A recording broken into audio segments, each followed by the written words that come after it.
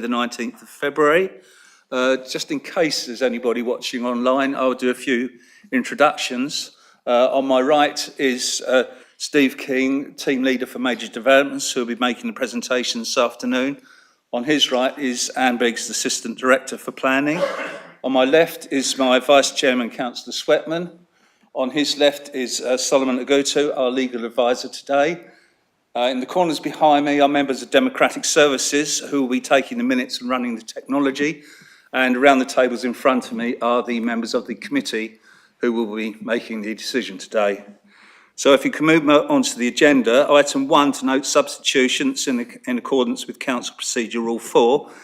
We have 2 today. Councillor Casella is substituting for Councillor Peacock and Councillor Marsh is substituting for Councillor Whitaker. Welcome, gentlemen.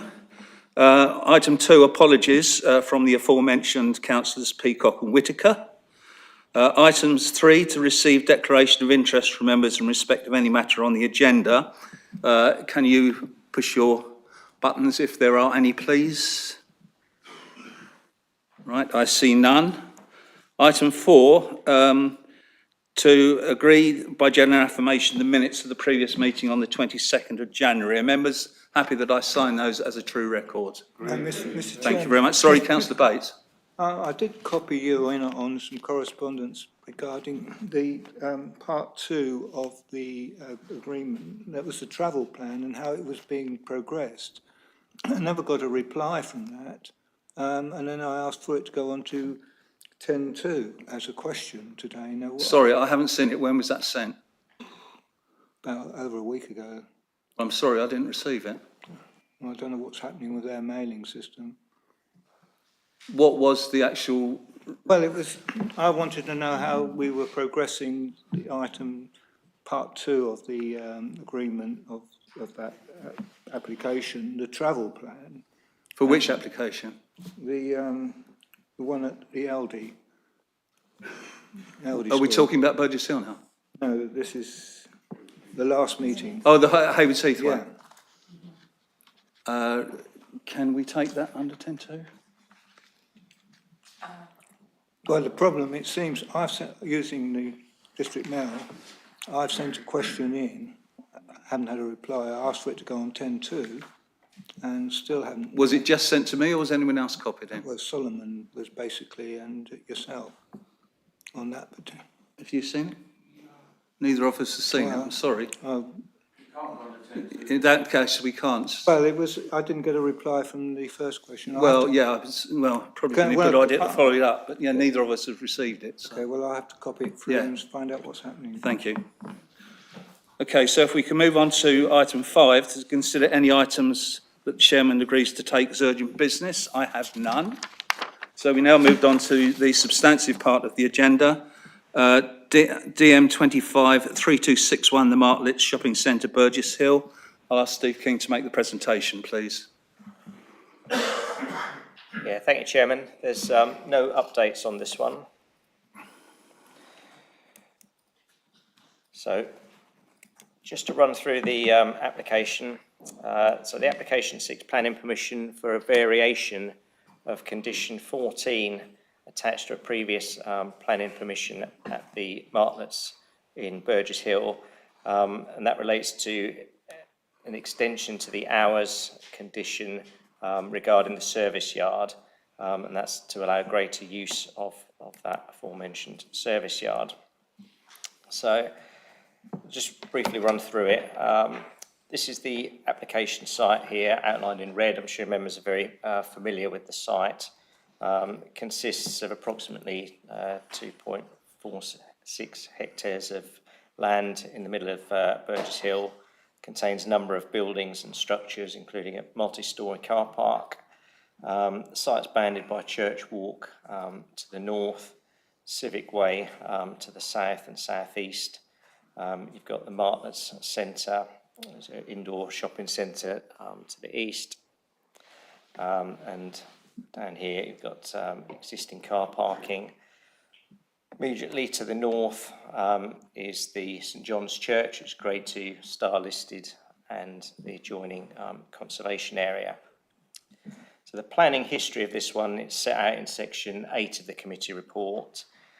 The most important elements to that are in paragraph 8.4 of the report. You see planning permission was granted on the 2nd of July 2021 for a comprehensive redevelopment at the Martlets. More recently, a revised scheme was granted planning permission on the 17th of September last year for a variation of conditions 6, 21 and 29 of the original planning permission, essentially to approve amendments to the scheme, the design and layout of that scheme. And that was reported to this committee in August of last year. So that's the background. So this is the approved site plan. So this is what was approved at that committee meeting back in August of last year. So the residential elements here, retail in the blue, and then the leisure elements in the green, hotel here, retail again. I won't go through all of the slides from the original approval, but just a few just to give members a refresh and a flavour of what was approved back in August. So these are the approved elevations for Block B within the site, and the approved elevations relating to the residential block and the hotel element. So I'll just go back to the layout. So in terms of this application, the details of that are set out in section 10 of this report. Condition 14 of the original planning permission controls the hours that the service yard can be used, and states that no commercial goods or commercial waste should be loaded or uploaded onto or from a delivery or collection vehicle, and no such vehicle should arrive or depart within the application site except between the hours of 7:30 a.m. to 8 p.m. Monday to Saturday, and 8 a.m. to 6 p.m. Sundays and bank holidays. So this application is seeking to amend that condition to extend the hours to allow the service yard to be used from 6 a.m. to 8 p.m. Monday to Saturday. The hours on the Sundays and bank holidays would remain unchanged. And you'll see from the report that the applicants have said that the additional hours will allow prospective retailers to take morning deliveries, which is important for their operating model. You'll see in section 10.4 of the committee report the details of the additional noise mitigation measures that the applicants are proposing. So it's not just revising the hours in condition 14, it's also adding those extra mitigations in. So in terms of the assessment and the background, the legal framework, I'm sure members are familiar with, but that's set in section 11 of the report. In terms of the assessment, you'll see in section 12 that it is important to note that this is an application that seeks to vary a condition. So it's what we call a section 73 application. So the deliberation should focus solely on the matters that are proposed to be changed by that condition. It's not an opportunity to revisit the scheme per se and look at the scheme afresh.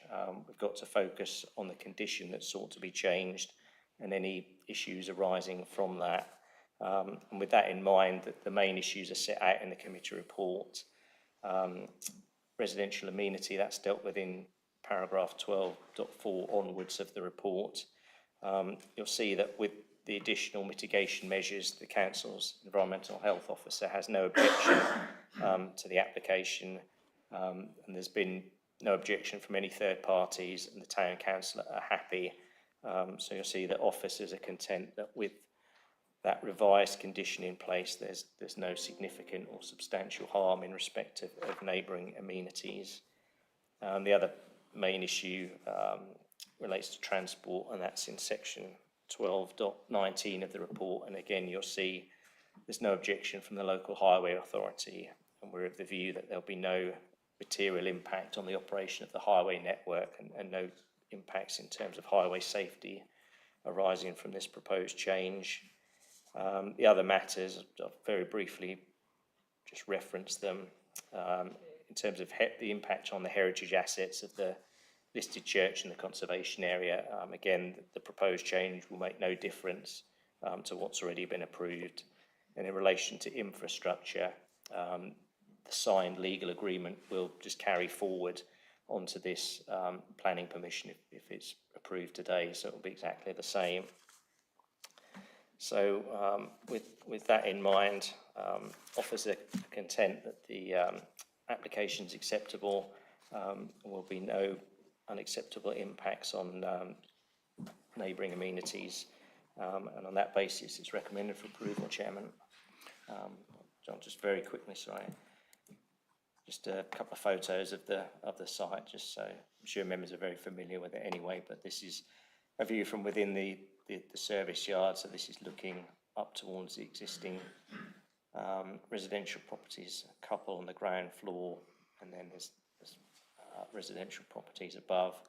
That's on the opposite side of the road, looking into the existing service yard, again within the service yard.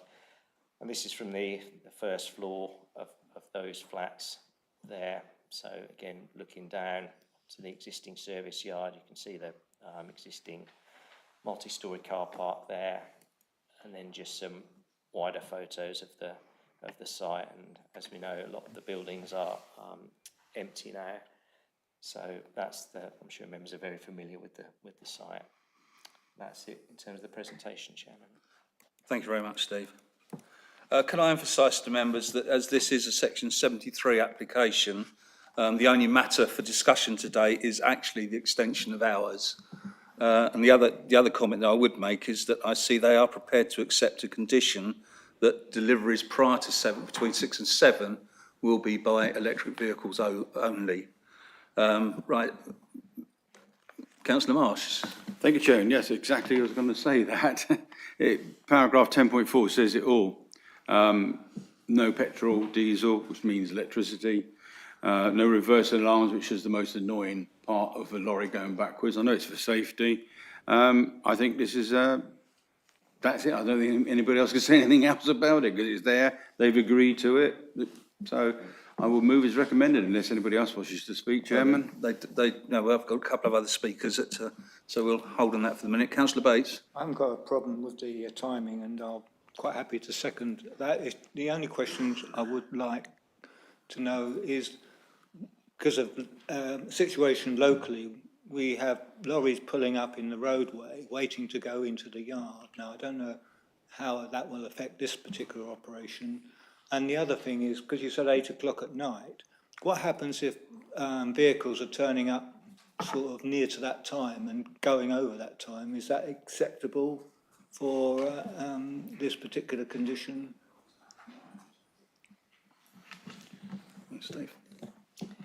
Yeah, thank you. I mean, the condition will obviously have a set hours cut off. If people are breaching that and it's brought to our attention, then that will be investigated as an enforcement matter. If it's something that's going on routinely and people are going well beyond that time, then it's likely to be something that the council would want to take enforcement action about. But there is a hard cut-off, and if we're made aware that people are breaching that, then that would be investigated. Thank you. Councillor Reeves. Thank you, Chairman. I remember when Lidl was moved out to Leylands Road, and we had said 8 a.m. was the first delivery time. It was then put back to 7 a.m. and that was acceptable. I don't think 6 a.m. is acceptable at all. I think this is commerce riding roughshod over the amenities of residents. And 105 and 107 Church Walk are mentioned, but actually, looking at that map, there's at least a dozen flats that are affected by this, and there's a great big hotel going to be built above this service yard. So all the people sleeping in the hotel are going to be incommoded by this 6 a.m. thing as well. So I think it's outrageous, actually. Thank you. Councillor Prescott. Thank you, Chairman. I fully support this. We know high street retail is almost on its knees, and anything we can do to support them, I think, is what we should be doing. My experience of, for Councillor Bates, is that these supermarkets have their logistics down to a really fine art nowadays, and I think actually working outside of hours is really the exception. My only concern would be vehicles reversing without audible alarms that someone is banking or watching them, and that modern vehicles are probably well equipped, but I fully support this. Thank you. Thank you. Councillor Jackson. Thank you, Chairman. I think probably most of the deliveries will be to the proposed new supermarket there. Obviously, no delivery vehicles will be petrol or diesel, but obviously loading and unloading are quite often done by forklifts. That's usually the vehicles back up to a store and then the forklifts work inside the store. So presumably the noise from that operation will be much less than it was in the open yard. But then presumably that's not restricted to electric vehicles as they're forklifts. Okay. Councillor Swetland. Thank you, Chairman. Yeah, I think Councillor Prescott actually summed it up, really. The retailing is on its knees, and we must do our best to support them. Look, we're only talking an extra hour, and there's certain mitigating factors here where they're using electric vehicles. And obviously they have no beepers, so for health and safety, they probably will have to have a banksman on that. As your question about the noise to the residents, there's always been flats nearby, so they have got used to the noise in the past. So when you're talking about electric vehicles or lorries coming in, I can't see what difference it's going to make. I mean, I fully support this application.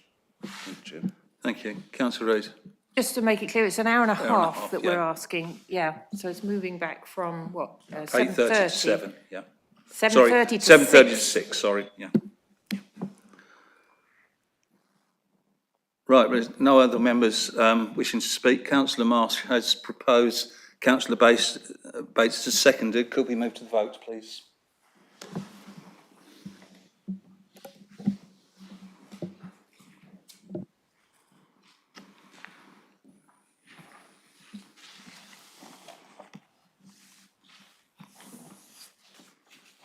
One member still to vote.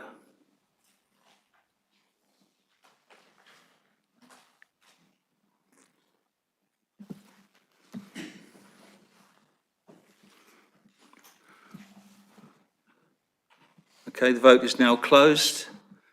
11 in favour, 1 against, no abstentions. So the recommendation in paragraph 3 is carried. There are no items recommended for refusal. Moving on to item 7, questions pursuant to Council Procedure Rule 10.2.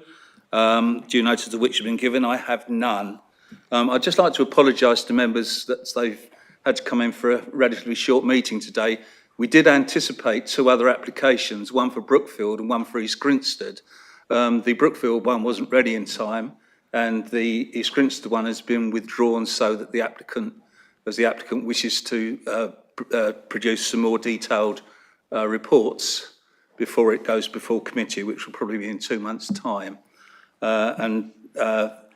Unfortunately, it all happened after the agenda had gone out for Councillor Marsh's committee, and in any case it was felt that this should come before this committee because they had approved the original application, so I do apologise for that.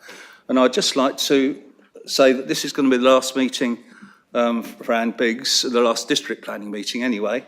I'd like to thank her on behalf of the committee for all her help over the last couple of years and wish her luck on her move to Sutton. Members, please remain seated until the live stream is turned off, and I close the meeting at 2:19. Yeah.